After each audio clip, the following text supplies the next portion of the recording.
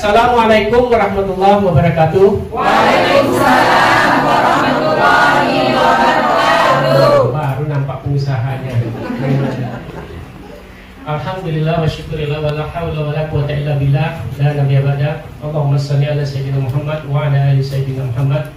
Yang saya hormati Camat Meral Barat atau yang mewakili Pak Uda, yang saya hormati dari BPR Karimun yang dimana diwakili oleh Pak Febrian. Nah, dimana mengenai bunga 0% ini adalah merupakan suatu program dari pemerintah daerah Kabupaten Karimun, ya ini Bapak Bupati kita.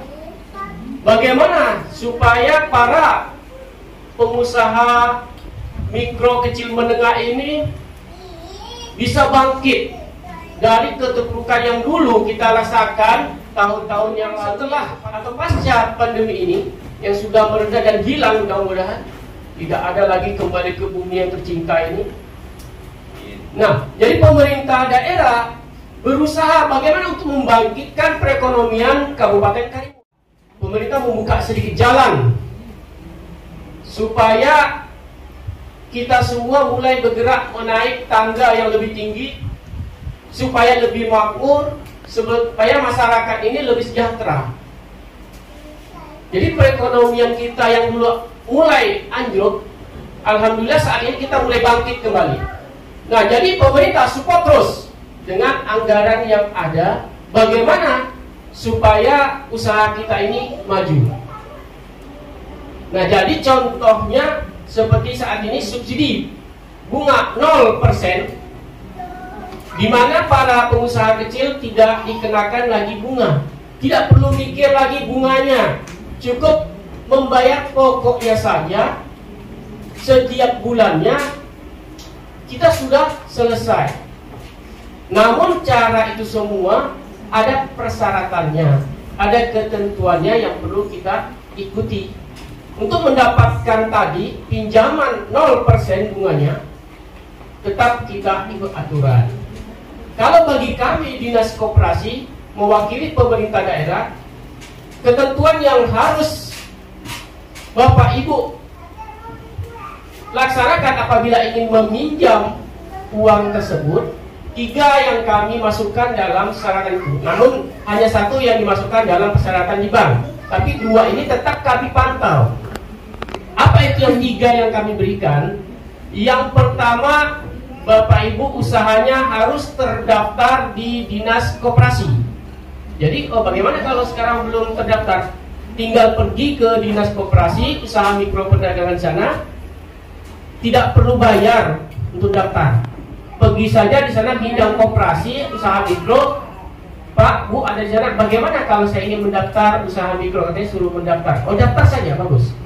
Karena kalau kita ingin terdaftar ini, ingin mengikuti kegiatan-kegiatan apapun, kegiatan pelatihan-pelatihan apapun di usaha mikronya, harus terdaftar dulu. Kalau tidak terdaftar, bagaimana kami ingin menghubungi?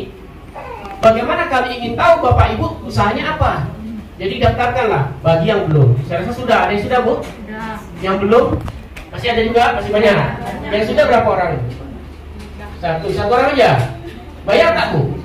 Tidak. Jadi tidak perlu bayar masalah mendaftarnya. 1. Yang kedua, harus memiliki NIB. Nah, NIB ini tertera di persyaratan dari bank.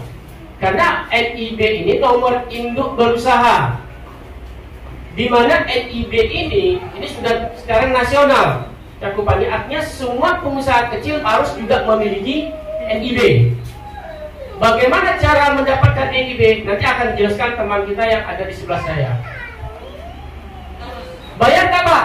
Insya Allah juga 0 rupiah untuk mendapatkan NIB. Bagaimana caranya? Bisa nanti mungkin hubungi Pak Dodi. Kemudian ada Pak Yandri yang hari ini tidak datang. Nanti minta aja nomornya, pakai telepon. Nah, selain itu bisa langsung datang ke Dinas Koperasi, minta bantu. Bagaimana Pak kalau mau mendapatkan NIB? Nanti akan dibantu di sana. Nah, kalau di NIB ternyata di Dinas Koperasi tidak ada orang, bagaimana Pak? Ada lagi di bawah Sintak atau PTSP. Bapak Ibu datang aja ke sana minta bantu, langsung selesai, tidak perlu lama. Bagaimana cara supaya tidak lama? Nanti ada syaratnya lagi, yaitu ada bawa KTP, KK-nya, ada NPWP-nya. Jadi KTP-nya harus yang sudah diverifikasi. Biasanya kalau kita baru ganti dari KTP siap ya, KTP yang lama ke KTP yang online sekarang ini, yang elektronik. Nah, itu pertama kali ganti kita tidak terverifikasi. Maka kita pergi dulu ke Disduk minta verifikasi dulu, supaya nanti pada saat daftar, jadi KTP kita tuh, nomor NIK kita tuh sudah bisa masuk ke NIB nanti. Nah, setelah itu NPWP Bapak Ibu tinggal pergi ke perpajakan di depan kantor camat Karimun. Di sana pun tidak lama, saya sudah merasakan bagaimana pengurusannya. Juga KTP KK juga harus ada. Satu lagi email yang tidak boleh dilupa. Kalau tidak punya email, minta tolong buatkan kalau tak pandai buat, sama anak, sama suami, mungkin sama istri yang mungkin pandai, atau siapapun yang bisa. Insya Allah sekarang rata-rata sudah bisa kayaknya membuat email, karena sudah pakai Android. Kecuali handphone kita bukan Android atau smartphone itu, maka tidak bisa. Kalau masih handphone yang bimbit yang lama itu. Nah, yang ketiga apa syaratnya kalau kami yang kami haruskan bagi untuk yang meminjam nanti, yakni tidak boleh tersangkut di dalam pinjaman dana bergulir yang saat tahun 2002 sampai 2007 itu ada pengguliran dana dari zaman almarhum bupati kita yang lama.